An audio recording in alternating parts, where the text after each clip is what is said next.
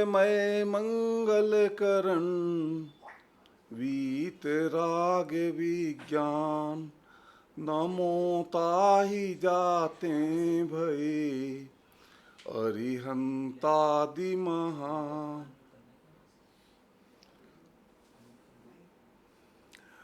पंडित टोडरमल जी का 300वां जन्म जयंती वर्ष चल रहा है और इस उपलक्ष्य में इस शिविर की थीम रखी गई है पंडित टोडरमल जी।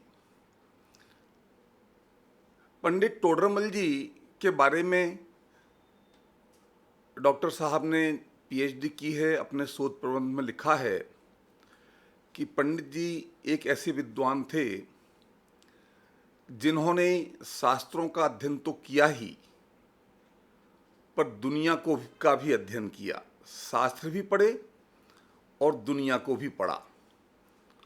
और मोक्ष मार्ग प्रकाशक ग्रंथ में उन्होंने अपने दोनों प्रकार के अनुभवों का समावेश करके हमारे समक्ष ऐसी सामग्री प्रस्तुत की है कि सचमुच अगर हम उसका गहराई से अभ्यास करें तो हम अपने लिए मोक्ष मार्ग प्रशस्त कर सकते हैं। यदि हमें दिल्ली जाना हो और हम किसी से पूछें कि दिल्ली जाने का रास्ता क्या है, तो वो कहीं से भी दिल्ली जाने का रास्ता बता देगा। परंतु क्या उससे हमारा प्रयोजन सिद्ध होगा? नहीं होगा। कहीं भी जाने का रास्ता हमें जानना हो तो सबसे पहले क्या चीज जाननी जरूरी है? सबसे पहले ये जानना जरूरी है कि हम कहाँ हैं। और इसीलिए जहाँ नक्शे लगे हुए होते हैं और वहाँ हम नक्शा देखते हैं तो वहाँ सबसे बड़े अक्षरों में, बोल्ड अक्षरों में ये लिखा होता है यू आर हियर। अब वहाँ से हमारे गंतव्य का रास्ता कौन सा है वो समझा जा सकता है। इसी तरह हम मोक्ष के मार्ग की चर्चा करते रहें, वह हमारे लिए कार्यकारी नहीं होता है। क्योंकि आज हमारी भावभूमि क्या है, आज हमारी भूमिका क्या है, आज हम किस प्रकार सोचते हैं, जब तक यह पता ना हो तो हमारी आज की भूमिका से मोक्ष जाने तक का मार्ग क्या है ये समझ में नहीं आएगा। हम लोग जीवन भर से तत्वाभ्यास कर रहे हैं, पर ऐसा लगता है मुझे कि वो कार्यकारी नहीं होता है, क्योंकि आज हम ये बताने की स्थिति में नहीं हैं कि हम मोक्ष के मार्ग में कितना आगे बढ़ चुके हैं, कहाँ तक पहुँचे हैं और आज हमारा स्थान क्या है। उसका सबसे बड़ा मूल कारण यही है कि हम अभ्यास शुरू करते हैं तो कहीं से भी अभ्यास शुरू कर देते हैं। हम कहाँ हैं, हमारी भूमिका क्या है और हमारे ऊपर कौन सी बात लागू होती है, इस एंगल से हमने कभी विचार नहीं किया। और पंडित टोडरमल जी की ये विशेषता है कि वे इस मोक्ष मार्ग प्रकाशक ग्रंथ में हमारा पूरा फोटो खींच देते हैं, हमारा चरित्र चित्रण कर रहे हैं। वे कौन जीव किस प्रकार की भूल करता है, किस प्रकार से सोचता है, इस बात का गहराई से वर्णन करते हुए शास्त्र के आधार पर, सिद्धांत के आधार पर, आगम के आधार पर उन्होंने मोक्ष के मार्ग का वर्णन किया है। और इसलिए यह हमारे लिए सबसे अधिक कार्यकारी है।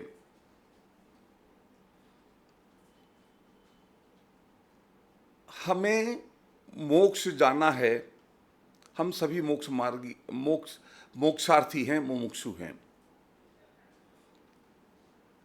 आज यह हम सभी लोग जो यहाँ बैठे हैं और ये व्याख्यान सुन रहे हैं, तत्व की चर्चा कर रहे हैं, सबका मैं मानता हूँ कि लगभग आधे से अधिक जीवन व्यतीत हो चुका है।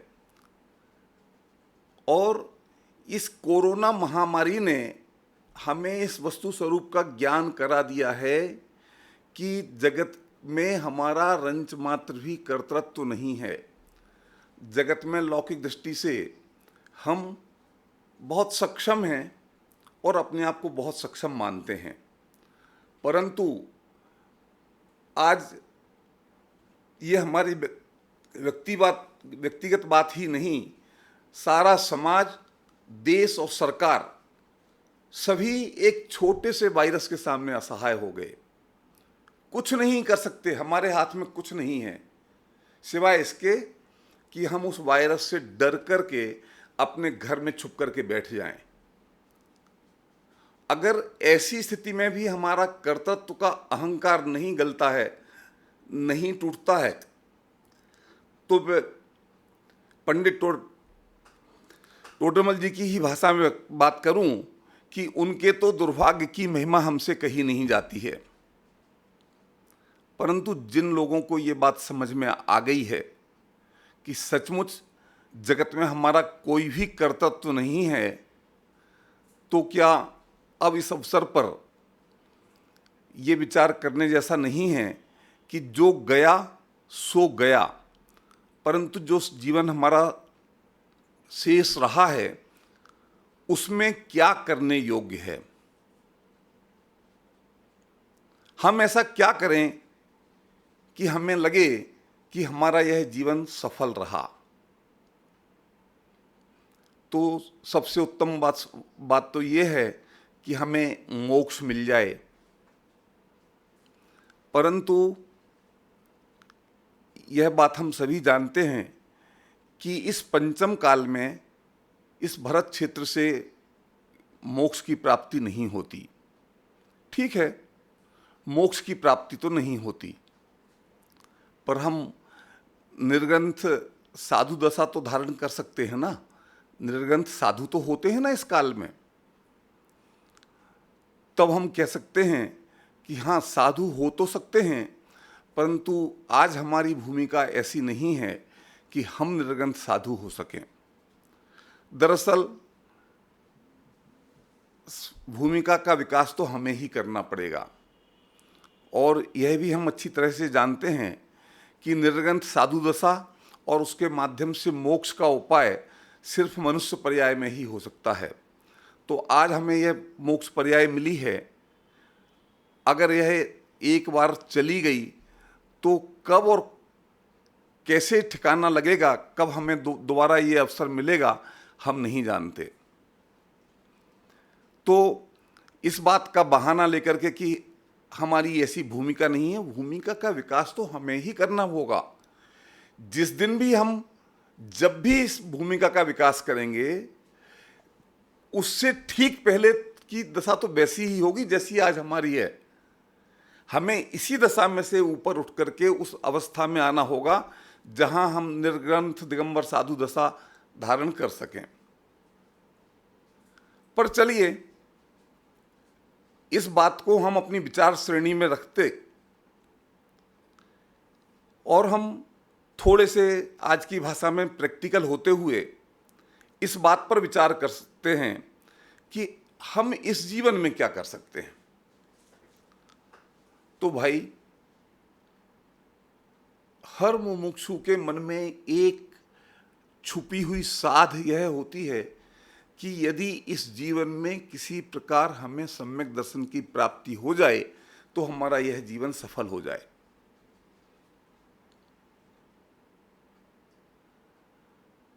मैं इस बात की चर्चा पहले करता रहा हूं कि ठीक है, अगर सम्यक दर्शन की प्राप्ति ही हमारे इस जीवन का लक्ष्य है, तो हमें आज इस बात का आकलन करना चाहिए कि उस सम्यक दर्शन की प्राप्ति के मार्ग में हम कहाँ खड़े हैं और हमारे और सम्यक दर्शन के बीच में अभी कितना फासला बाकी है, हमें क्या करने की जरूरत है।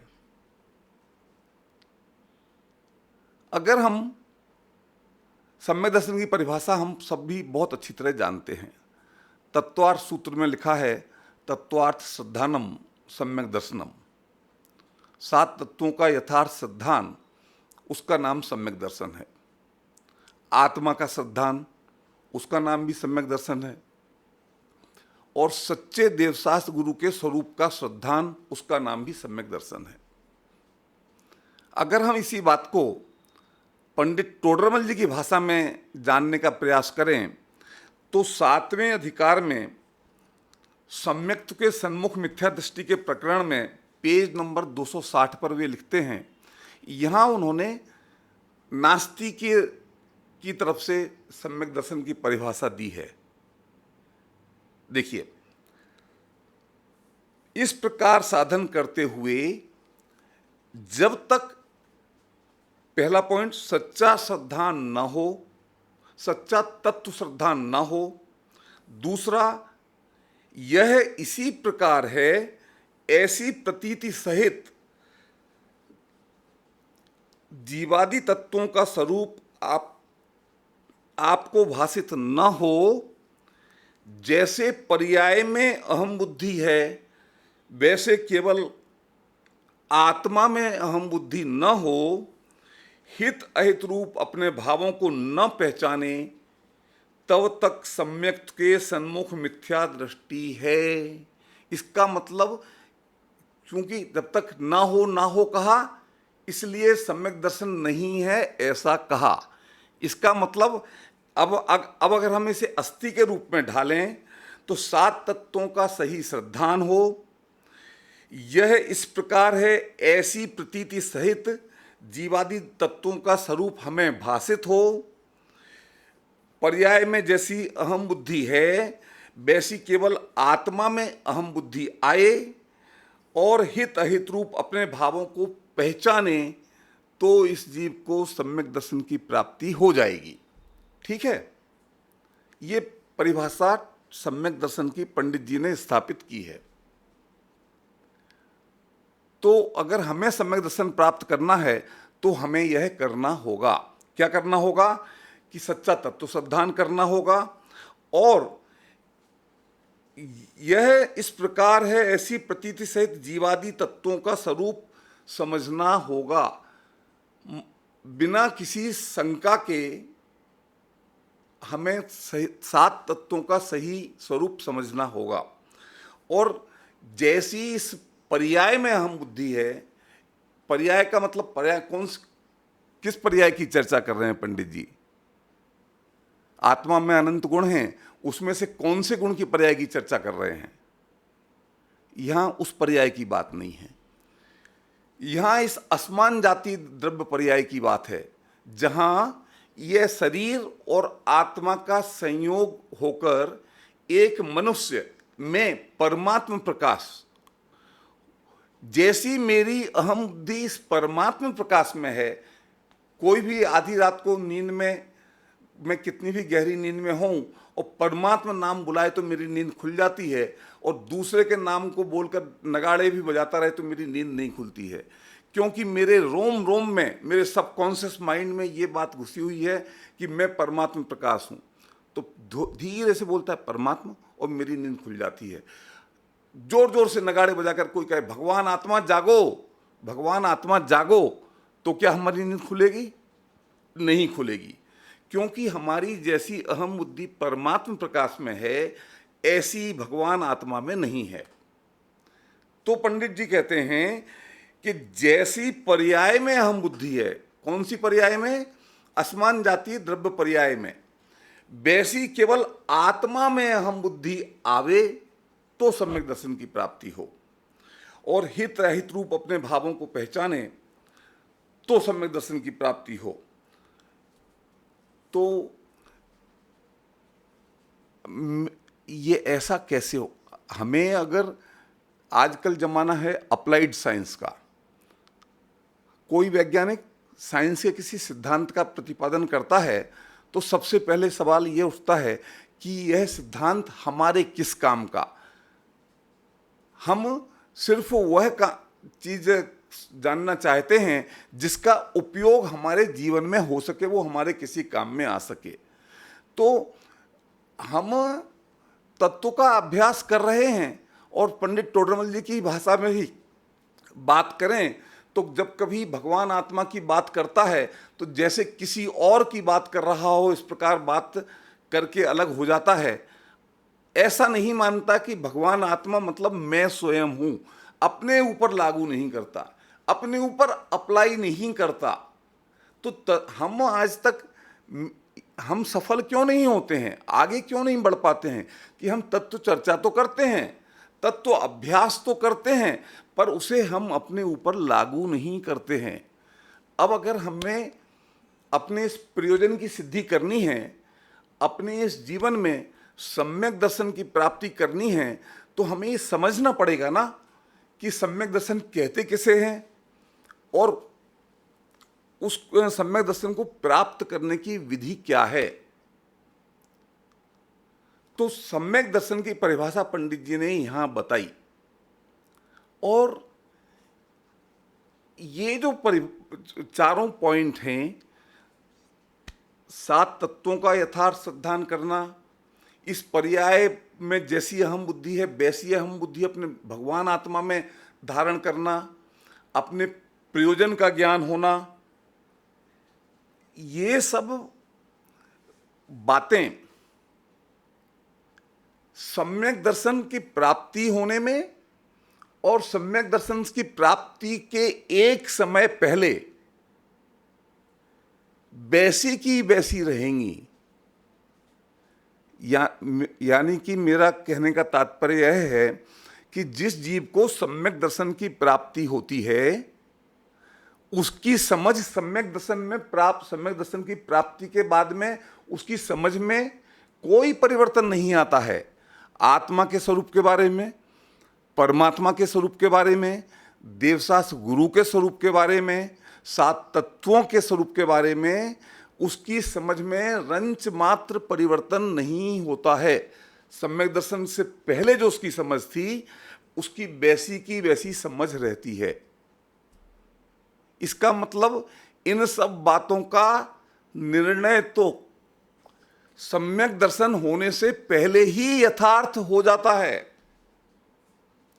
तो सम्यक दर्शन, फिर सम्यक दर्शन में और सम्यक दर्शन के पहले की उस भूमिका में जब इन बातों का निर्णय हो गया है, क्या फर्क रहा?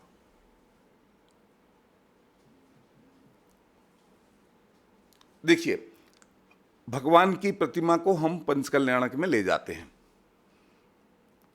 जब हम पंचकल्याणक में उसे लेकर जाते हैं, उस समय वह साधारण पत्थर की प्रतिमा है, मूर्ति है, भगवान नहीं है। और जब हम उसे पंचकल्याणक के विधि विधान होने के बाद में वापस लाते हैं, तब वे भगवान बन चुके होते हैं। क्या आप मुझे बता सकते हैं कि उसमें क्या परिवर्तन हुआ? क्या कोई परिवर्तन होता है? पंचकल्याणक होने से पहले हम प्रतिमा का फोटो खींचें और पंचकल्याणक के बाद में हम प्रतिमा का फोटो खींचें, तो उस फोटो में कुछ भी अंतर होता है क्या? आप कहेंगे होता है। क्या होता है कि पंचकल्याणक से पहले उसमें नीचे प्रशस्ति नहीं लिखी हुई होती है और चिन्ह बना हुआ नहीं होता है, और पंचकल्याणक के बाद में उसमें प्रशस्ति लिखी हुई होती है और चिन्ह बना हुआ होता है। पर भाई, वह प्रशस्ति और चिन्ह तो नीचे उसके आधार पर होता है। जो अरिहंत की प्रतिमा है वह तो पहले और बाद में वैसी की वैसी रहती है। फोटो खींचें तो उसमें कोई परिवर्तन नहीं होता है। तो फिर पहले क्यों वो प्रतिमा थी और बाद में कैसे भगवान बन गए? क्योंकि पंचकल्याणक की प्रक्रिया से वो गुजरी, उसको मंत्रों से अभिमंत्रित किया गया और उसमें अरिहंत भगवान की स्थापना की गई। तो अब स्थापना निक्षेप से वह भगवान की प्रतिमा बन गई। उसी प्रकार 7 तत्वों का स्वरूप, देवशास्त्र गुरु का स्वरूप और अपने निज भगवान आत्मा का स्वरूप जैसा हमने पहले जाना था, वैसा ही अब सम्यक दर्शन होने के बाद भी जानते हैं। उसमें कोई परिवर्तन नहीं हुआ है। पर पहले सिर्फ वह श्रुत ज्ञान था और अब उसमें श्रद्धा की छाप लग गई है। अब हमें हमारे श्रद्धा गुण ने उसको स्वीकार कर लिया है। जैसे कि पहले साधारण प्रतिमा थी और अब मंत्रों से अभिमंत्रित होने के बाद में उसमें स्थापना निक्षेप से भगवान की स्थापना हो गई है। इसी प्रकार सम्यक दर्शन से पहले तत्व अभ्यास के द्वारा हमने 7 तत्वों के स्वरूप का जो निर्णय किया, भगवान आत्मा के स्वरूप का जो निर्णय किया, देवशास्त्र गुरु के स्वरूप का जो निर्णय किया, वह सिर्फ हमारे विकल्पात्मक ज्ञान के स्तर पर था और उस पर गहन चिंतन से पहले विकल्पात्मक रूप से हमने चिंतन किया और धीरे धीरे वो विकल्प खत्म हो गया और वह हमारी श्रद्धा का विषय बन गया। तो वही ज्ञान हमारा सम्यक ज्ञान हो गया और हमें सम्यक दर्शन की प्राप्ति हो गई। तो सवाल यह है कि ये तो ठीक है कि हमने अपने श्रुत ज्ञान में जो वस्तु स्वरूप का निर्णय किया वह उसे सम्यक दर्शन में कैसे परिवर्तित करेंगे, उस विधि की चर्चा तो हम बाद में करेंगे। जैसा कि हम जानते हैं कि 5 लब्धि पूर्वक सम्यक दर्शन की प्राप्ति होती है और इस प्रकार का तत्व निर्णय होने के बाद में करण लब्धि पूर्वक हमारा ज्ञान सम्यक ज्ञान के रूप में बदल जाता है, हमारी श्रद्धा सम्यक श्रद्धा के रूप में बदल जाती है, हमें सम्यक दर्शन की प्राप्ति हो जाती है। पर उस तत्व निर्णय विकल्पात्मक ज्ञान में, श्रुत ज्ञान में भी हम उस तत्व निर्णय तक कैसे पहुँचें, उसकी प्रक्रिया क्या है। तो हम इस पंडित टोडरमल जी के मोक्ष मार्ग प्रकाशक में सम्यक के सन्मुख मिथ्या दृष्टि के प्रकरण की शुरुआत में चलते हैं। तो वहाँ पंडित जी लिखते हैं, पेज नंबर 257,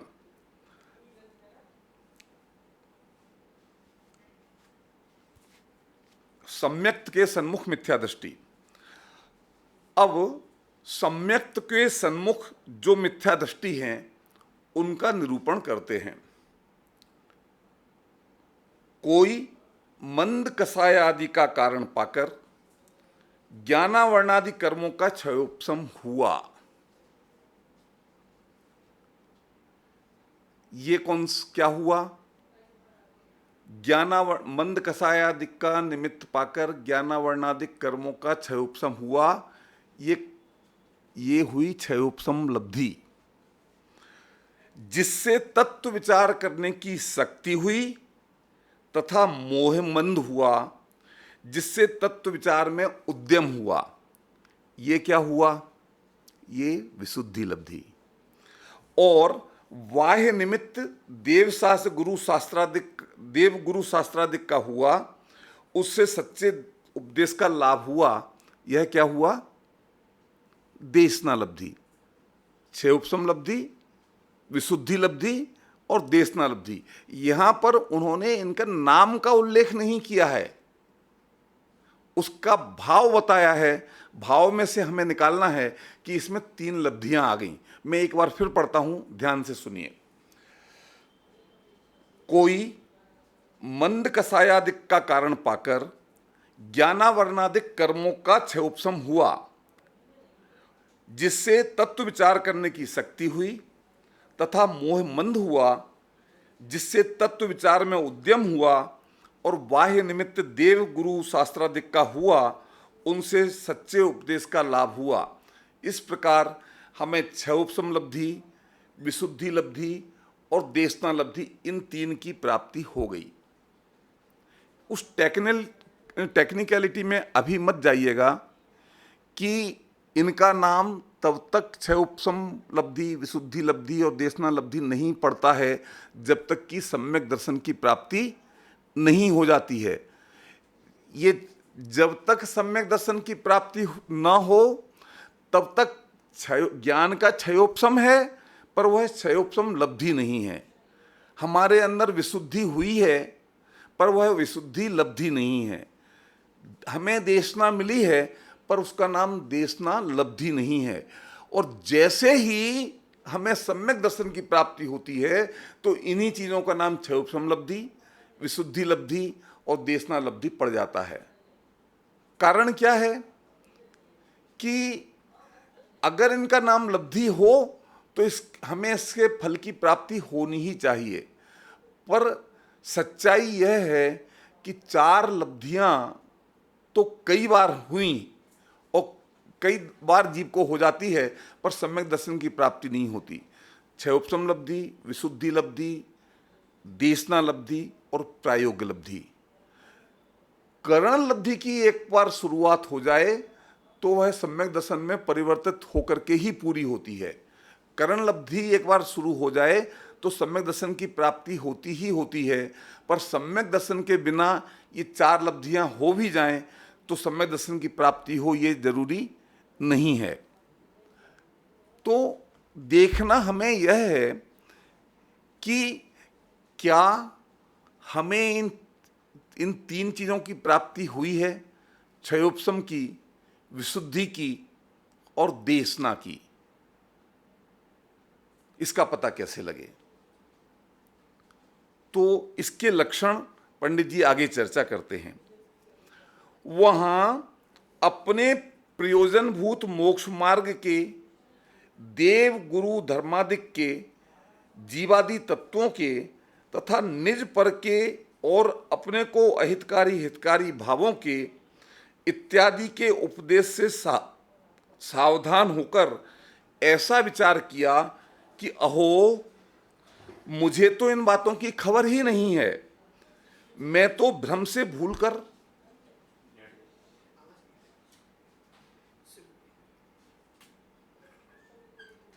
आवाज नहीं आ रही कि माइक आवाज आ रही है? ये तो हमारी तो आ रही है। आकाश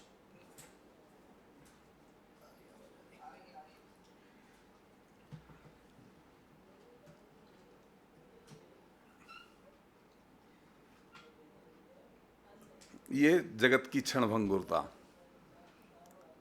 ठीक है। वहां अपने प्रयोजनभूत मोक्ष मार्ग के देवगुरु धर्मादिक के, कब से नहीं आ रही थी आवाज?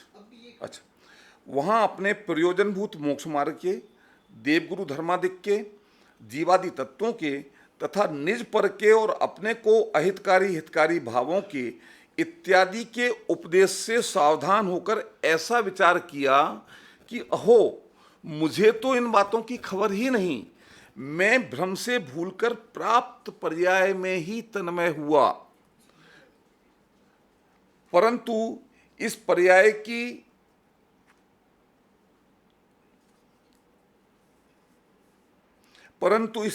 की तो थोड़े ही काल की स्थिति है तथा इसमें मुझे सर्वनिमित्त मिले हैं, इसलिए मुझे इन बातों को बराबर समझना चाहिए, क्योंकि इनमें तो मेरा ही प्रयोजन भाषित होता है।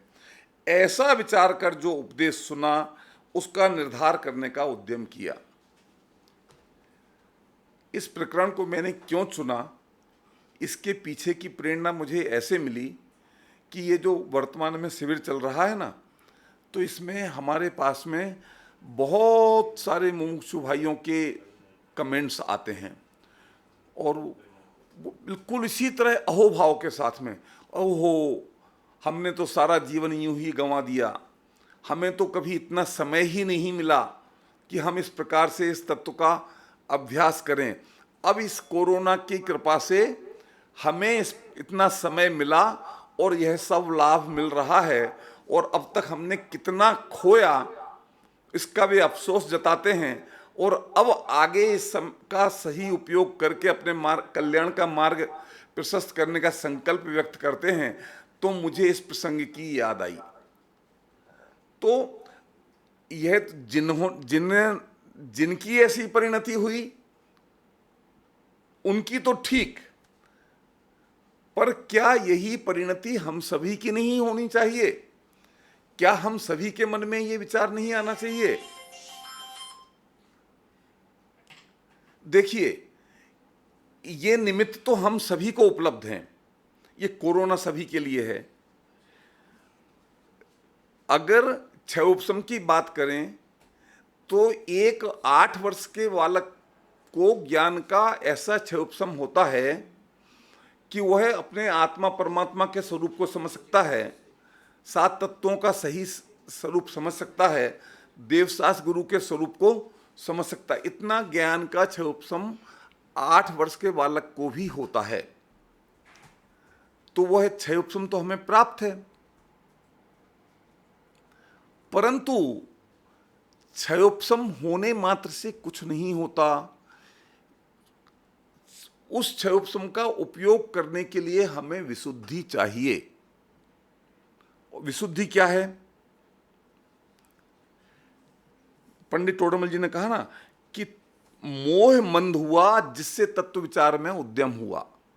मोह की मंदता से क्या तात्पर्य है कि आज हमें संसार की भोग सामग्री में और संयोगों में जो इष्ट अनिष्ट बुद्धि है, वह इष्ट अनिष्ट बुद्धि मंद पड़े और हमें यह बात समझ में आए कि संसार के ये संयोग और भोग सामग्री हमें सुखी दुखी नहीं करते हैं, और मेरा हित तो, मेरा सुख दुख तो अपने स्वरूप के जानने नहीं जानने में है।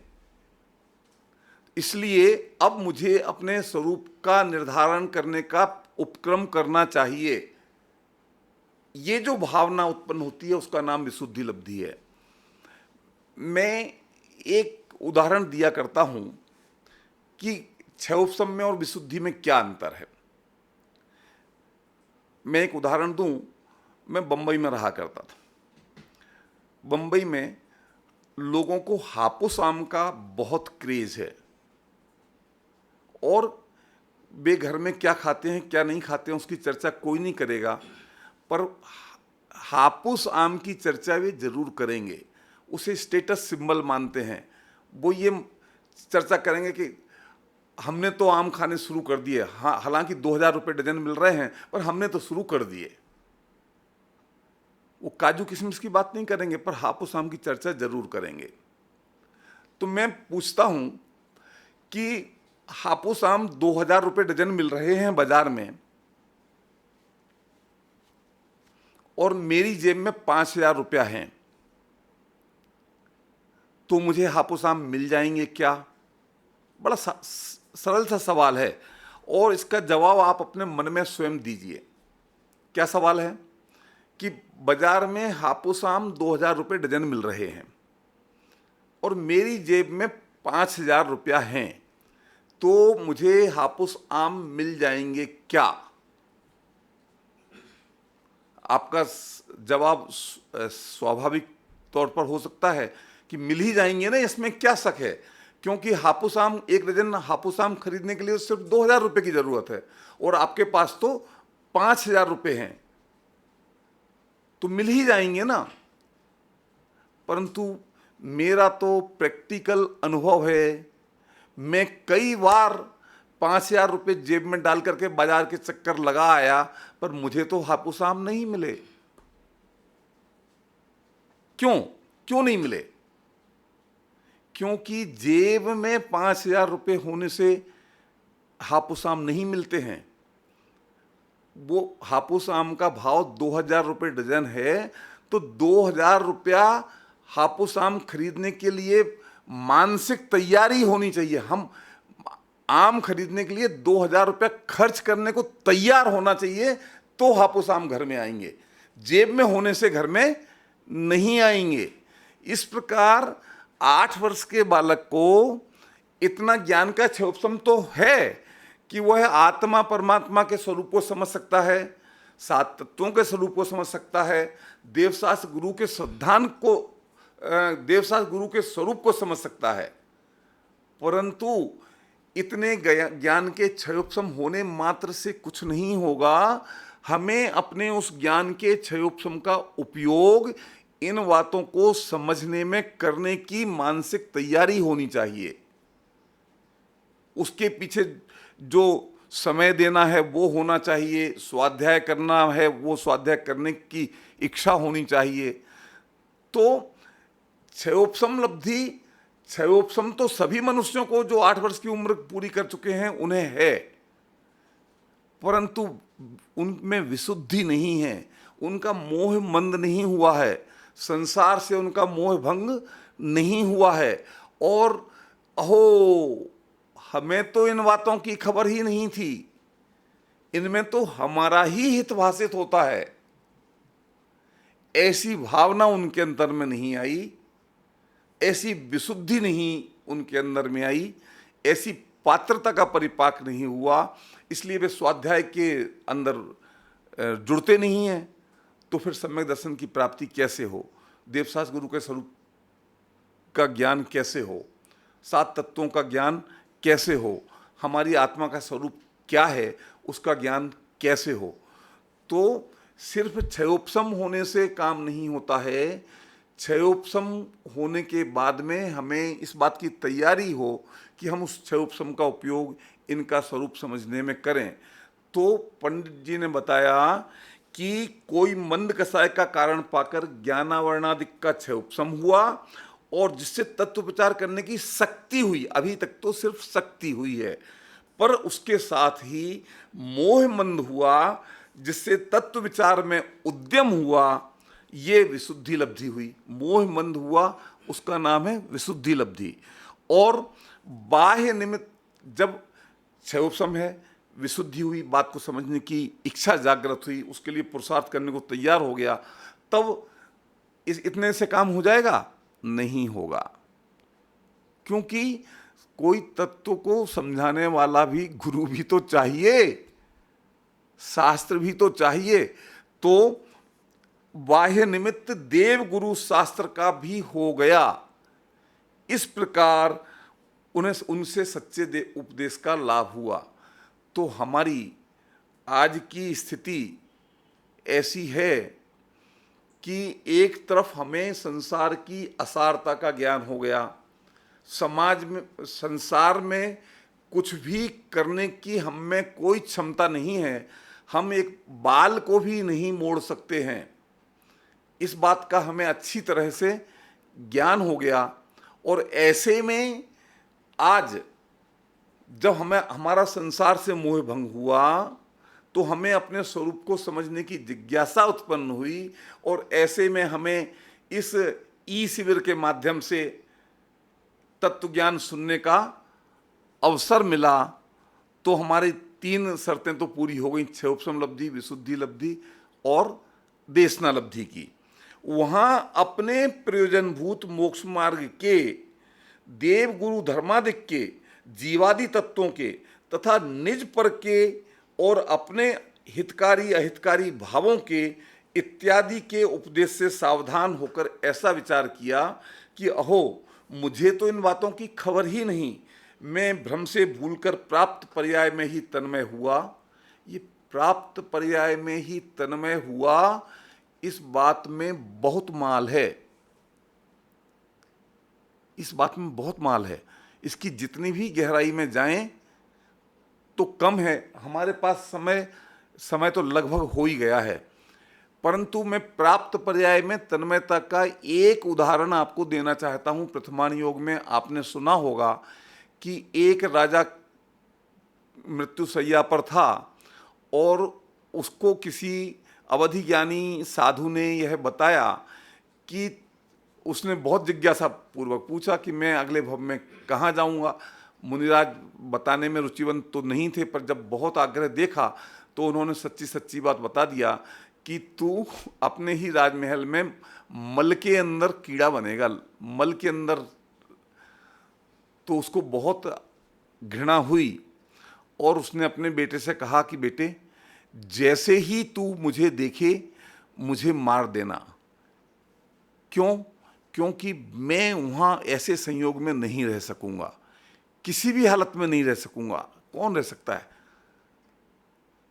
तो उस बेटे ने, अब अंतिम इच्छा थी पिताजी की, तो उसकी गांठ बांध ली। और क्या करे, वही अपने पिताजी की इच्छा की पूर्ति तो करेगा ना। तो जब पिताजी का देहावसान हो गया और उसने देखा कि मल के अंदर एक कीड़ा है, बिलबिला रहा है, तो वो अनमने मन से अपने पिताजी की अंतिम इच्छा की पूर्ति करने के लिए उसको मारने का प्रयास करने लगा। तो उस कीड़े ने बचने के लिए अपनी जी जान लगा दी, यहाँ से निकलता वहाँ घुस जाता, वहाँ घुस जाता, वहाँ घुस जाता, परंतु वो बचने का हर संभव प्रयास करता रहा।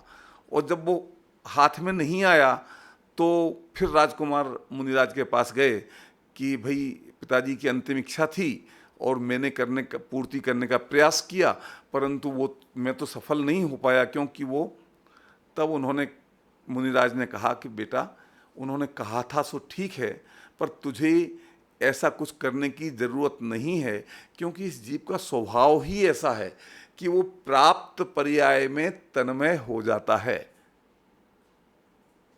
अब आज वो जिस अवस्था में है, जिस पर्याय में है, वो कितनी भी बुरी सही, घृणास्पद सही, पर अब वो उसमें तन्मय है, उसी में बना रहना चाहता है, उसमें कोई परिवर्तन नहीं होने देना चाहता है।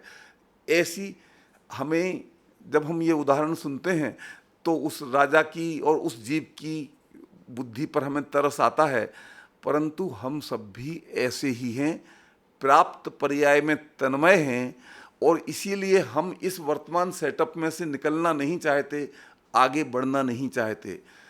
अगर हमें अपना कल्याण करना है तो हमें इस प्राप्त पर्याय की तन्मयता को छोड़ना होगा, और जो ज्ञान का क्षयोपशम हमें प्राप्त है, आज हमारे मन परिणामों में वो है कोमलता विद्यमान है, क्योंकि अगर वो नहीं होती तो हम सब लोग यहाँ व्याख्यान में नहीं बैठे होते, टीवी पर मूवी देख रहे होते।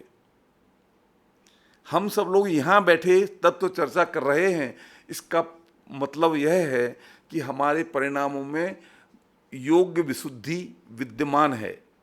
और जिनेंद्र भगवान की यह देशना, आचार्य भगवंतों, गणधर देवों के माध्यम से और पूज्य गुरुदेव श्री के माध्यम से इस काल में हमें मिली, और आज इंटरनेट के माध्यम से घर बैठे हमें सुनने को मिल रहा है।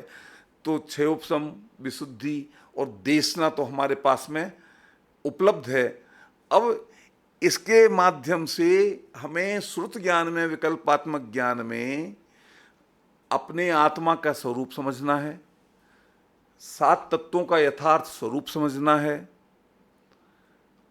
देव शास्त्र गुरु के स्वरूप को समझना है, अपने हित के भावों को समझना है, और फिर उनको लगातार उन्हीं का चिंतन मनन। ये प्रक्रिया सुन लेने मात्र से पूरी नहीं हो जाती। हम आज तक सफल क्यों नहीं हुए कि आकुलता हमें होने लगती है, अब प्रवचन का समय पूरा हो गया। कब प्रवचन पूरा क्यों नहीं करते हैं पंडित जी? समय का तो ध्यान रखना चाहिए ना। और जैसे ही प्रवचन पूरा हुआ, हमारे आगे के अपॉइंटमेंट निश्चित हैं और हम उनमें जाकर के रम जाते हैं। इन बातों को विचार करने की हमें फुर्सत नहीं मिलती।